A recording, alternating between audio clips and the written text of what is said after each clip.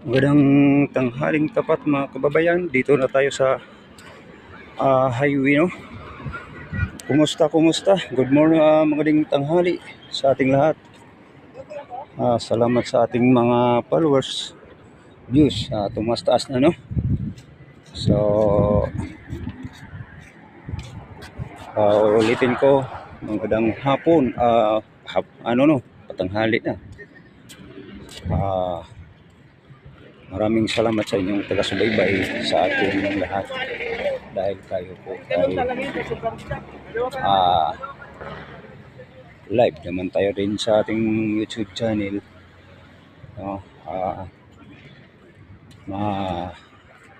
Tuloy-tuloy lang tayo mga kababayan sa ating mga maiksi na ibabalita mga kababayan para magiging masubaybayan ang mga kapaligiran natin sa ating bansa, no? Lalo na sa panggobyernong pagdadala nga hindi na tama kasi ang nagdadala mayroong tama, si BBM o si dyan sa Quadcom. Ang importante mga kababayan na masubaybayan natin sila, no? Lalo ng yung mga vlogger nilang bayaran ay grabe magbigay ng fake news, no? Tayo hindi. Yung lang ang ibigay natin, walang sobra, walang kulang. Ang insakto lang natin ay ibibigay na mga comment.